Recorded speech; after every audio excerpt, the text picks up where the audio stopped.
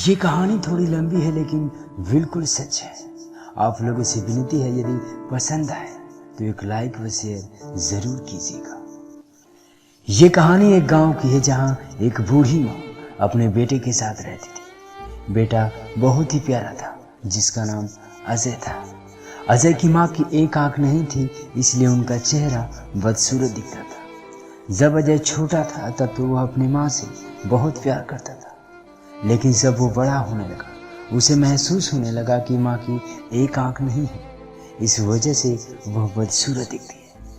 इस बात से उसे शर्म आने लगी, इसलिए अजय अपनी माँ के साथ बाहर नहीं जाता था और अपने साथ भी कहीं नहीं लेकर जाता था। उसे लगता था कि कहीं वह अपने माँ को साथ लेकर गया तो उसके दोस्त उसे चिढ़ाएंगे, उसका मजाक उड़ाएंगे। इसी वजह से अजय अपनी माँ को भला बुरा कहता था। वो कहता था, तुम्हारी एक आंख नहीं है, तुम्हारी शक्ल अच्छी नहीं दिखती। मेरे दोस्त की माँ तो कितनी खूबसूरत है, तुम मेरी माँ नहीं हो सकती। अजय की माँ बेचारी अपने बेटे की बातें सुनकर और उसकी सोच देखकर बहुत दुखी हो जाती थी।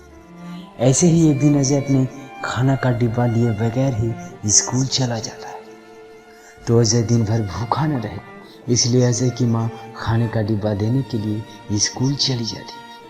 अजय अचानक अपनी माँ को पाठशाला में देखकर अजय को अपने दोस्तों के सामने बेइज्जती महसूस होती है और उसे अपनी माँ पर बहुत गुस्सा आता है।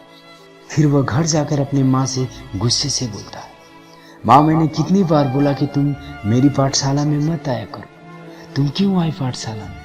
तुम्हारी वजह से मेरी कितनी बेइज्जती हो गई। सब दोस्त मेरा मजाक उड़ा रहे थे, इस बेइज्जती से तो भूखा ही रहना अच्छा है।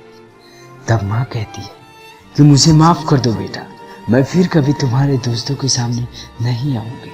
और ये कह के बेचारी रोने लगती है, लेकिन फिर भी उसकी माँ उसका हमेशा ख्याल रखती है और जिंदगी में उसे किसी भी चीज की कमी नहीं होने देती। ऐसे ही कई वर्ष बीत गए। अजय बड़ा हो गया और अजय माँ का ज्यादा तिरस्कार करने लगा। हर वक्त माँ की बेइज्जती करता है, सबका गुस्सा वो अपनी माँ पर ही निकालता था। माँ चुपचाप सब कुछ सहन करती और मन ही मन में दुखी हो जाती। एक दिन अजय अचानक से माँ को बोलता है, अब तुम्हारे साथ मुझे रहना पसंद नहीं, मैं ये घर छोड़कर जा रहा हूँ।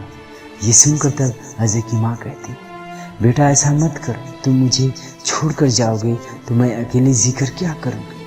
अजय कहता है कि तुम बहुत बुरी हो, तुम्हारी शक्ल अच्छी नहीं दिखती, तुम्हारी वजह से मैं और बेइज्जती नहीं सह सकता। माँ की लाख रोकने के बाद भी अजय नहीं रुकता है और चला जाता है। फिर अजय शादी करके अपने पत्नी के साथ रहने लगता है और इधर बेचारी माँ अकेली जिंदगी गुजार रही थी। अब वह बूढ़ी हो चुकी थी। ऐसे ही कुछ दिन गुजर गए। एक दिन अजय के दरवाजे पर कोई आता है। अजय दरवाजा खोलकर देखता है तो गांव से एक आदमी और उसके हाथ में खत होता है। वह आदमी अजय से कहता है कि अजय, तुम्हारी माँ इस दुनिया में नहीं रही, आखिरी समय में वो तुम्हारे लिए एक खत छोड़कर चली गई। ये खत हाथ में देकर आदमी वहां से चला जाता है। ये खबर सुनकर अजय थोड़ा दुखी होता है और अजय फिर अपनी माँ का खत खोलकर पढ़ने लगता है। उस खत में लिखा होता है कि बेटा अजय, मेरी एक आंख न होने की वजह से तुम्हारी अब तक बेइज्जती होती रही। इसका मुझे बहुत दुख था, पर मैं तुम्हें एक बात बता रही हूँ जो मैंने तुम्हें कभी नहीं बताई। उसमें लिखा होता है कि अजय, तुम जब छोटे थे तो बाहर खेल रहे थे, तो तुम खेलते खेलते गिर गए और तुम्हारी आंखों में चोट लग गई। फिर मैं तुम्हें अस्पताल लेकर गई तो डॉक्टर ने कहा तुम्हारी एक आंख खराब हो गई, अब इसका एक ही इलाज है, कोई व्यक्ति अपने एक आंख नीचे दे दी। मैंने जरा से भी वक्त जाया नहीं करते हुए तुम्हें अपनी एक आंख दे दी ताकि तुम्हें जीवन भर तकलीफ या बेइज्जती ना हो। उस दिन मेरी एक आंख तुम्हें निकाल कर दे दी गई और उस दिन से मेरी एक आंख नहीं है, जिसके बाद से मेरी ये शक्ल अच्छी नहीं दिखती। बेटा मैं तुम्हें एक बात बताना चाहूँगी, माँ बदसूरत व अंधी हो सकती है लेकिन माँ कभी बुरी नहीं हो सकती। ये बात समझते ही अजय फुट फुट कर रोने लगा। उसके प्रायश्चित की कोई सीमा नहीं रही।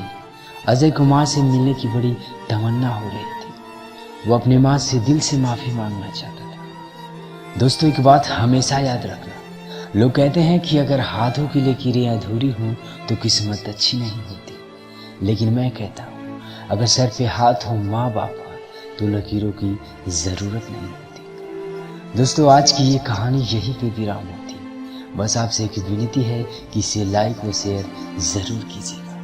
धन्यवाद।